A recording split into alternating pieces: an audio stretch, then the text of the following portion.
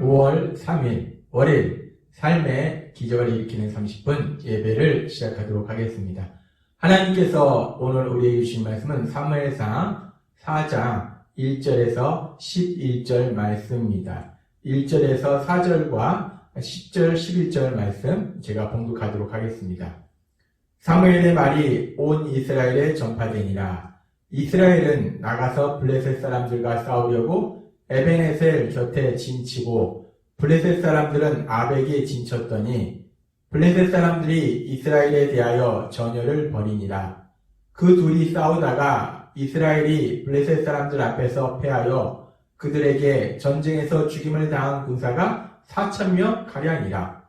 백성이 진영으로 돌아오매 이스라엘 장로들이 이르되 여호와께서 어찌하여 우리에게 오늘 블레셋 사람들 앞에 패하게 하셨는고 여호와의 언약궤를 실로에서 우리에게로 가져다가 우리 중에 있게 하여 그것으로 우리를 우리 원수들의 손에서 구원하게 하자니 이에 백성이 실로의 사람을 보내어 그룹 사이에 계신 만군의 여호와의 언약궤를 거기서 가져왔고 엘리의 두 아들 홈니와 비느하스는 하나님의 언약궤와 함께 거기 있었더라. 블레셋 사람들이 쳤더니 이스라엘이 패하여 각기 장막으로 도망하였고 사륙이 심히 커서 이스라엘 보병에 엎드리진 자가 3만 명이었으며 하나님의 궤는 빼앗겼고 엘리의 두 아들 홈니와 비느하스는 죽임을 당하였더라. 아멘. 오늘 이 시간 하나님께서 우리에게 주신 말씀을 듣기 전에 잠시 기도하는 시간 갖도록 하겠습니다. 하나님 아버지 감사합니다. 오늘도 저희들 사랑하셔서 저희를 사랑하신 하나님 만날 수 있는 이 예배 자리로 저희를 인도해 주셔서 감사합니다.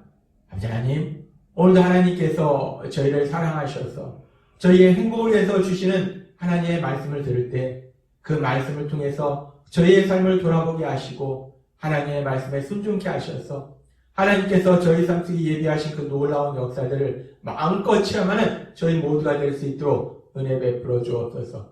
예수님의 이름으로 감사하며 기도드리옵나이다. 아멘. 오늘 말씀은 지금 이스라엘이 그 주변 국가인 블레셋과 전쟁을 하는 장면입니다. 성경학자들에 의하면 블레셋이 기원전 1095년경부터 이스라엘을 지배하기, 압제하기 시작했다라고 말씀합니다.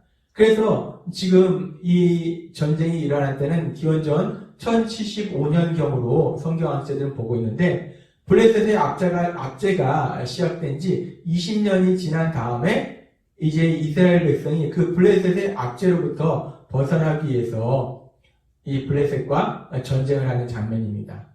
근데 우리가 이 장면 속에서 한 가지 또 생각해 볼 수 있는 것이 이스라엘 백성은 하나님이 선택하셨고 하나님이 젖과 꿀이 흐르는 땅 가나안 땅에 살도록 하셨어요. 하나님의 보호하심 아래 사는 민족이 이스라엘 백성이라는 겁니다. 근데 그 하나님의 보호하심 아래 사는 이스라엘 백성이 왜 주변 국가인 블레셋에게 압제를 당하는, 고통을 당하는 이런 삶을 살고 있었을까? 왜 이런 일이 벌어졌을까? 우리가 그 부분이 조금 의아합니다. 이 사무엘상은 사사기의 연장선상에서 볼 수 있습니다.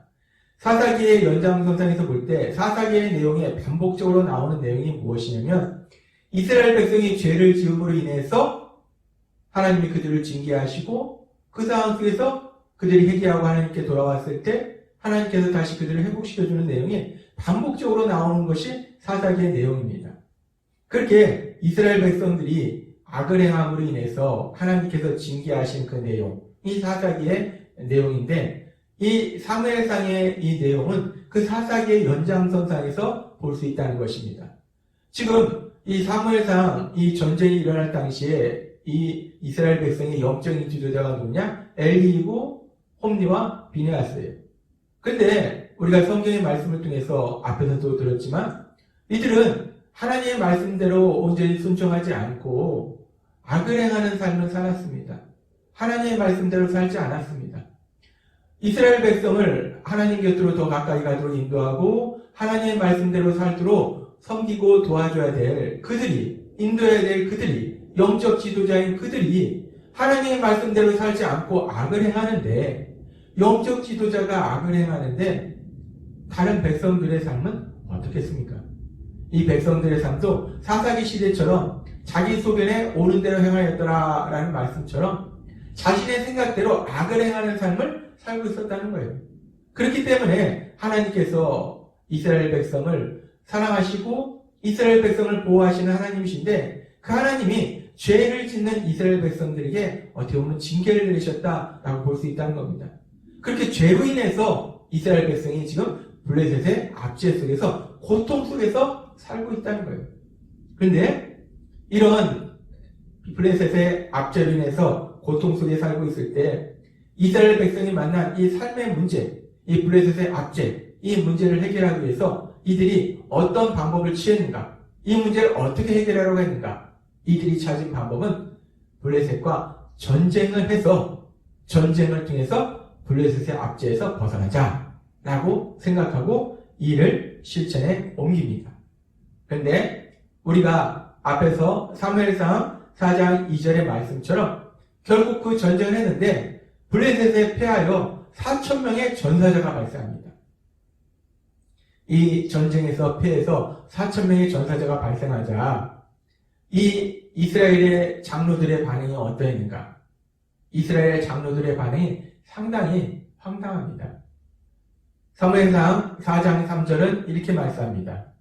백성이 진영으로 돌아오매 이스라엘 장로들이 이르되 여호와께서 어찌하여 우리에게 오늘 블레셋 사람들 앞에서 패하게 하셨는고? 여호와 하나님께서 왜 우리를 패하게 하셨는가?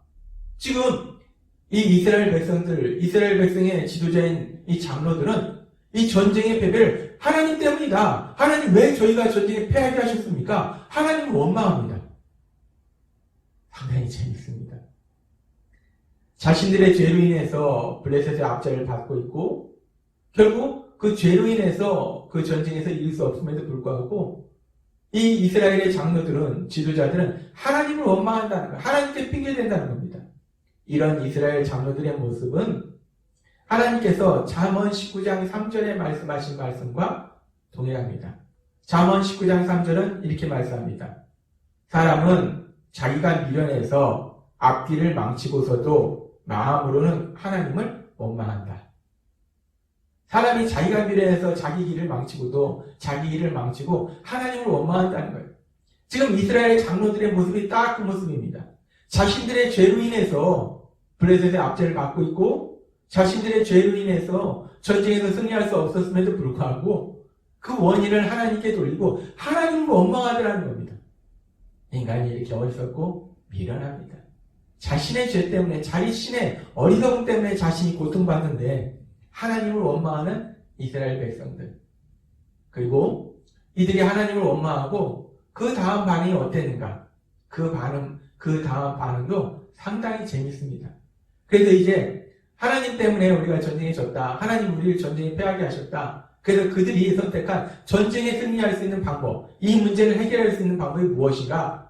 계속해서 사무엘상 14장 3절은 말씀할 때 여호와의 언약궤를 실로에서 우리에게로 가져다가 우리 중에 있게 하여 그것으로 우리 원수들의 손에서 구원하게 하자니.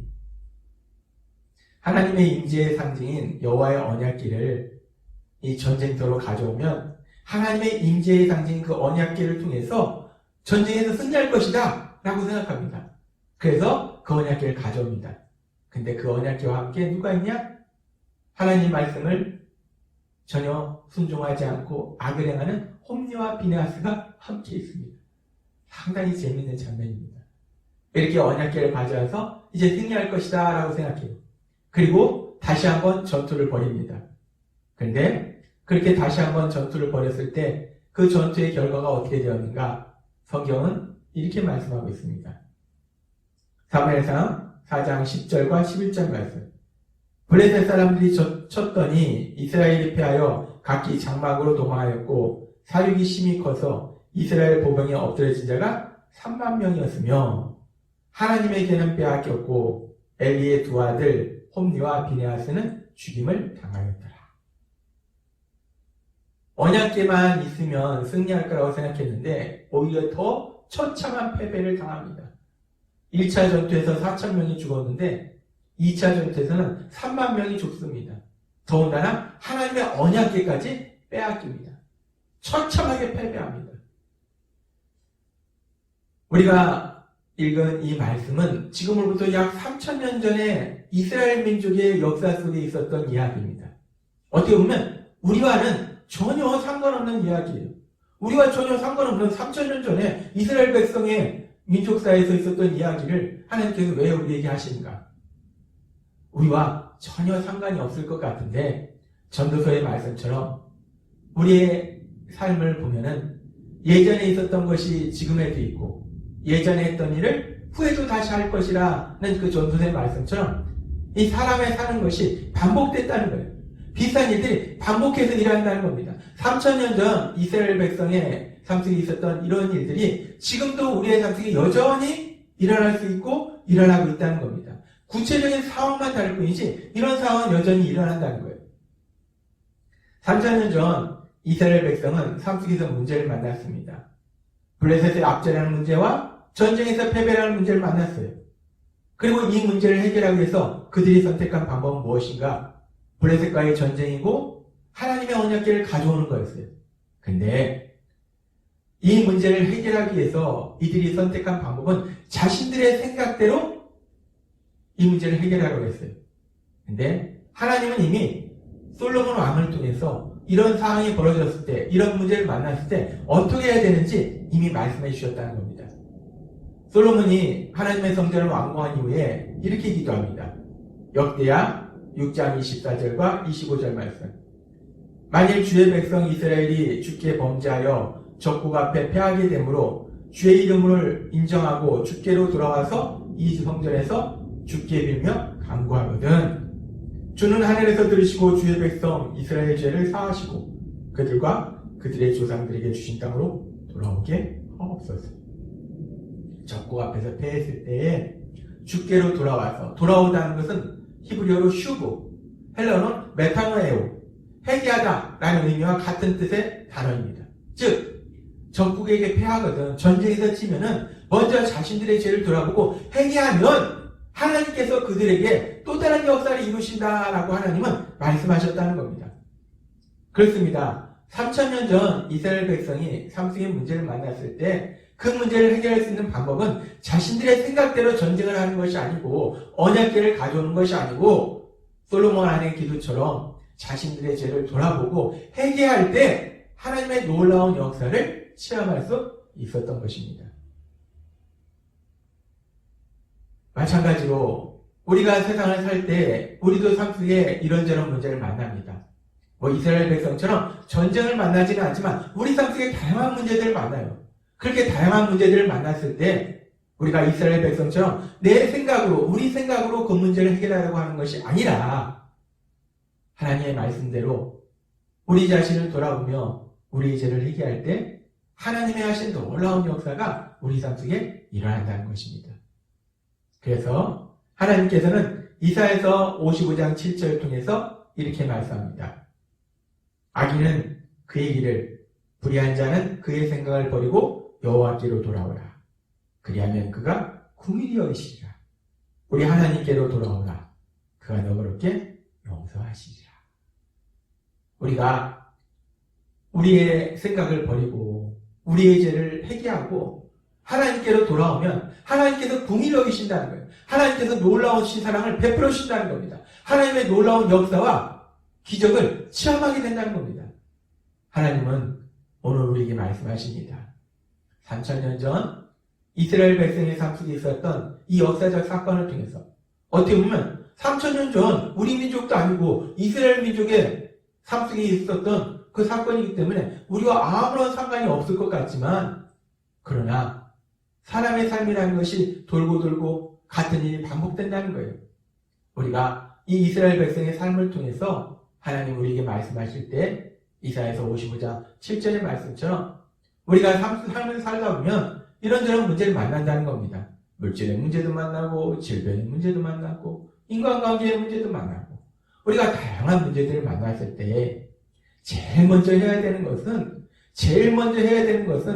그 문제의 원인을 누군가에게 돌리고 비판 정죄하는 것이 아니고 자기 자신을 한탄하는 것이 아니고 절망하고 있는 것이 아니고 제일 먼저 해야 되는 것은 우리 하나님을 향해서 우리가 어떤 죄를 지었는지 우리 자신을 돌아보며 우리 죄를 회개할 때 하나님의 하신 놀라운 역사로 인해서 그 문제가 오히려 더 큰 기쁨과 행복을 주는 놀라운 역사로 변화되는 기적을 체험하게 될 걸 믿습니다.